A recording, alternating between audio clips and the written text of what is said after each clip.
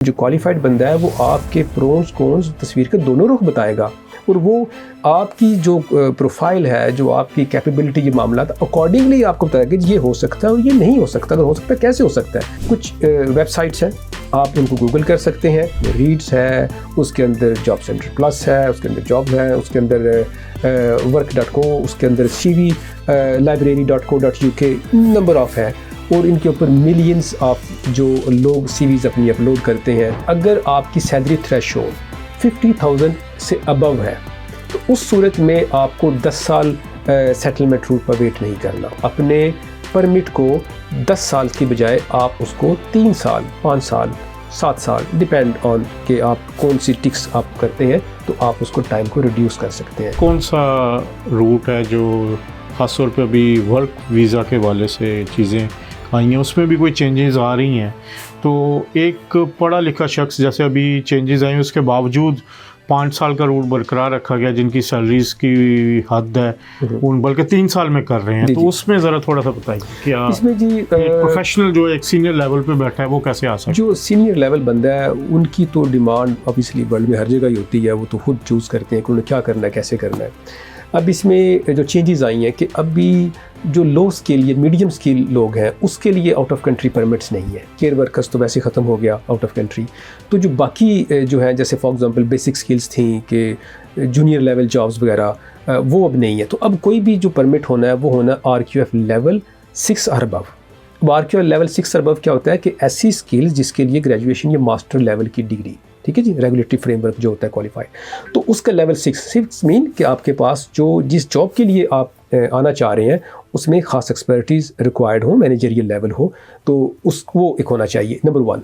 उसमें बेसिक चीज़ें हैं, ऑफ कोर्स आपका इंग्लिश टेस्ट जो है वो आपका B2 अब करने जा रहे हैं। उसकी जो दूसरा है कि जो टाइम ऑफ सेटलमेंट है वो इंक्रीज़ हो जाएगा। आपने ये बातें ऑब्वियसली सुनी होंगी, हमारे पिछले इंटरव्यू जो पिछला व्लॉग था उसमें आप डिटेल सुनेंगे तो आपके सामने आ जाएगा। लेकिन उसमें एक्सेप्शंस हैं। एक्सेप्शन क्या है कि अगर आपकी सैलरी थ्रेशोल्ड 50,000 से अबव है तो उस सूरत में आपको 10 साल सेटलमेंट रूट पर वेट नहीं करना। उसमें फर्दर एक्सेप्शंस हैं, आपको कम्युनिटी वर्क करते हैं या आप उसमें जो कुछ और उन्होंने कुछ उसमें कुछ दिए हुई हैं डिटेल के अंदर, वो हम एक अलग टॉपिक हम डिटेल में डिस्कस कर चुके हैं, यहाँ पे नहीं करने जा रहे। तो उससे आप अपने परमिट को 10 साल की बजाय आप उसको 3 साल, 5 साल, 7 साल, डिपेंड ऑन कि आप कौन सी टिक्स आप करते हैं, तो आप उसको टाइम को रिड्यूस कर सकते हैं। The ball is in your hand. तो अगर आप एक्टिव हैं और प्रोफेशनल हैं, अपने काम में आपकी ग्रिप है, आप एक्टिव बंदे हैं, तो डेफिनेटली आप इन एडवांटेजेस को आप बिल्कुल अवेल कर सकते हैं। श्योर, ये पड़ा हुआ है पाकिस्तान में जी, UK ने वीज़े बंद कर दिए हैं, तो उस प्रोपेगेंडा यहाँ ये जो एक सोशल मीडिया का ट्रेंड चल जाता, पता होता नहीं है, बात कर रहे होते हैं, तो आप क्या कहेंगे? क्योंकि ये अभी जो आपने ये बात की 50,000 प्लस सैलरी, और ये भी सुना कि जो 125,000 सैलरी वाले हैं उनको तो 3 साल में वो कार्ड ऐसे ही बिल्कुल ऐसे। हमने बल्कि लास्ट वीक लॉग में हमने बड़ी डिटेल से इस टॉपिक के ऊपर बात की थी। तो ये जो पहले है कि ये जो अभी जो एक रूटीन मामले में, तो फिर आउटकम भी रूटीन ही आएगी। तो अगर आप एक्सेप्शनल हैं और आप समझते हैं, कॉन्फिडेंस है, तो आप अपनी सेटलमेंट को 10 साल से 3 साल के ऊपर लेके आ सकते हैं। डिपेंड करता है कि आपकी सैलरी थ्रेशोल्ड क्या है और आप जिस एम्प्लॉयर के साथ हैं किस तरह से आप काम कर रहे हैं। दूसरी अभी एक और खूबसूरत बात यह है कि आप सेल्फ एम्प्लॉयड ख़ुद को रजिस्टर्ड करवा सकते हैं, लेकिन there is a cap of hours. आप कंपनी रजिस्टर करवा सकते हैं, there is a cap of hours. तो पैरामीटर्स हैं, as far as you know information आप बहुत कुछ कर सकते हैं, लेकिन उसके लिए ज़रूरी है कि क्वैक्स के पास नहीं, आपने क्वालिफाइड लोगों के पास जाना है ताकि आपके पास अप टू डेट इन्फॉर्मेशन आ सके। अच्छा बैरिस्टर साहब, पाकिस्तान में फ्रॉड भी बहुत होता है। आप गए हैं, होके आए हैं, लोग पैसे ले लेते हैं और फिर उसके बाद वो मिलते भी नहीं हैं। तो जो फ्रॉड आपने भी देखा है, तो वो जो लोग फ्रॉड का शिकार होते हैं वो क्या समझते हैं कि उनके पास, जैसे अभी हम ये इन्फॉर्मेशन दे रहे हैं, जो UK या किसी और कंट्री में जाने के लिए चेक्स क्या होने चाहिए? आप कैसे उसको आप समझ सकते हैं कि नहीं यार ये मेरे साथ फ्रॉड नहीं हो रहा, मैं ठीक जा रहा हूँ, या ये मेरे साथ फ्रॉड हो रहा है? क्या आप लोगों को एडवाइस करेंगे इसमें जी? कुछ बेसिक से पैरामीटर्स हैं। हम इसको अगर देसी एग्जांपल दें, अगर आपने हनी लेना है प्योर, या आपने ऑर्गेनिक घी लेना है या दूध लेना है, तो वो तो मार्केट में तो अवेलेबल है। अब आपने प्योर लेना है तो उसके लिए आपकी कुछ अपनी अंडरस्टैंडिंग आपकी, अगर आप थोड़े से वर्क करें तो आप बड़ी जल्दी पहचान लेंगे कि ये हनी प्योर है कि नहीं है, ये मिल्क प्योर है कि नहीं है। ये तो ये एग्जैक्टली ऐसे ही है कि आपके ख़ुद अगर इन्फॉर्मेशन नहीं है, लेकिन आपके सराउंडिंग में लोग जो पढ़े लिखे उनके साथ आप थोड़ा शेयर करके, होता क्या है कि जब आप क्वैक्स के पास जाते हैं या आप नॉन क्वालिफाइड लोगों के पास जाते हैं, उनका टारगेट क्या होता है कि आपको सेटिस्फाई करना, या जो फ़ी या पैसा उनके पास जाना, बड़े ख्वाब दिखाना, उनका वो होता है। उन्होंने सिर्फ आपको वो बात बतानी जो आपको अच्छी लग रही है या जिससे आपको खुशी हो रही है। उन्होंने जो तस्वीर का एक ही रुख दिखाना है, और एक रुख जब दिखता है, और ये तो बड़ी बेसिक चीज़ है कि तस्वीर का एक रुख तो होता ही नहीं है, अदरवे रुख भी होता है। लेकिन जो क्वैक्स होगा या जो नॉन क्वालिफाइड लोग होंगे, उनका एजेंट लोग, तो उनका जो टारगेट है वो बिल्कुल डिफरेंट है। फिर दूसरा है कि उनके ऊपर कोई चेक एंड बैलेंस नहीं होता।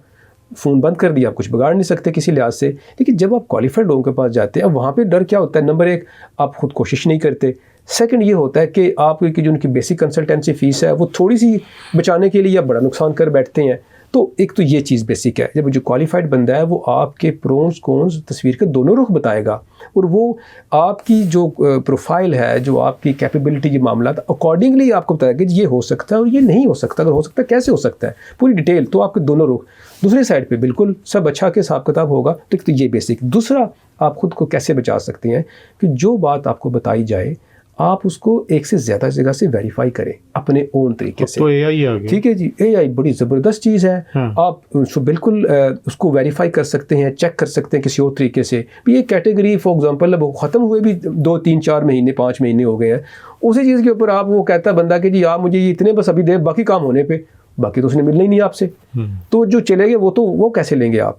कोई आपके पास एविडेंस नहीं, आप दे के अपने जाती पैसे दे के लेना मुश्किल है, तो ये कैसे आप दे के? तो इसके लिए आपकी अपनी जो ड्यू डिलिजेंस है या आपकी जो अपनी वर्किंग है, वो आपको ज़रूर, जो भी आपको कोई बंदा मशवरा देता है, तो आप उसको बेहतर तरीका ये है कि क्वालिफाइड बंदों से, गूगल के ऊपर आप कहीं से भी लॉ फर्म से, यूके से आप वहाँ जाएँ, अपॉइंटमेंट बुक करें, आपकी जो कंसल्टेंसी फ़ी है 10-15 मिनट आप टाइम, तो आपको सारी चीज़ बिल्कुल क्लियर हो जाएगी जो बताया जा रहा है उसमें किस तरह की हकीकत है। अच्छा बैरिस्टर साहब, एक वहाँ पर अगर पाकिस्तान में जो प्रोफेशनल्स हैं वो अगर जॉब ढूंढना चाहें, यहाँ पे कई वेबसाइट्स हैं, आप बता सकते हैं। कोई अकाउंटेंट है, कोई इसी अपने प्रोफेशन में कोई इंजीनियर है, कोई आईटी का है, तो उसके लिए क्या आप सजेस्ट करते हैं कि वो कैसे जॉब ढूंढ सकता है? इसमें ना जी दो चीज़ें हैं। जॉब ढूंढना एक टास्क है, उसका बड़ा इजी तरीका कार है, मैं वो शेयर कर देता हूँ। सेकंड है कि जॉब तो मिल गई, रिक्रूटमेंट वो आपको ऑनबोर्ड करना चाह रहे हैं।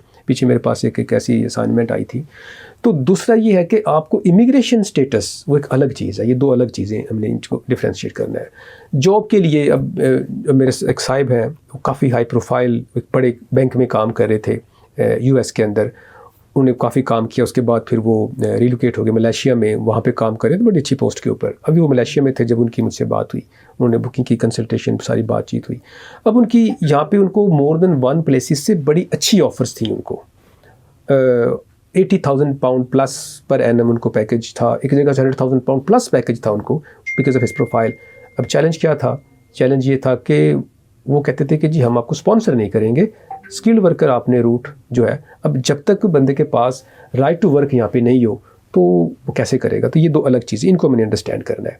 तो जॉब अगर आपने ढूंढनी है, ऐसा हो सकता है कि जो आपको जॉब ऑफ़र कर रहे हो, जैसे NHS है, वो अगर जॉब ऑफ़र करता है तो साथ में वो आपको परमिट या वो स्पॉन्सर भी देते हैं, चूँकि उनके पास लाइसेंस होता है। बहुत से ऐसे स्पॉन्सर जिन पर लाइसेंस नहीं होता। अच्छा, कैसे ढूंढनी है? कुछ वेबसाइट्स हैं, आप उनको गूगल कर सकते हैं। सबसे बेहतरीन तरीका ईजी है, आप AI पे जाएं, उसमें आप लिखें अपने मामलात, वो आपको बहुत सी वेबसाइट बता देगा। उसमें रीड्स है, उसके अंदर जॉब सेंटर प्लस है, उसके अंदर जॉब्स हैं, उसके अंदर work.co, उसके अंदर CV library.co.uk, नंबर ऑफ़ है। और इनके ऊपर मिलियंस ऑफ जो लोग CVs अपनी अपलोड करते हैं। इसके अलावा बहुत सी रिक्रूटमेंट एजेंसीज़ ऐसी हैं जो कि ऑथराइज्ड होती हैं, प्रॉपर वो ठीक लोग होते हैं, उनकी आप देख सकते हैं, उनकी रेटिंग वगैरह चेक कर सकते हैं कि वो किसी से एफिलेटेड है कि नहीं है। उनके थ्रू भी आप जॉब्स यहाँ पे कर सकते हैं।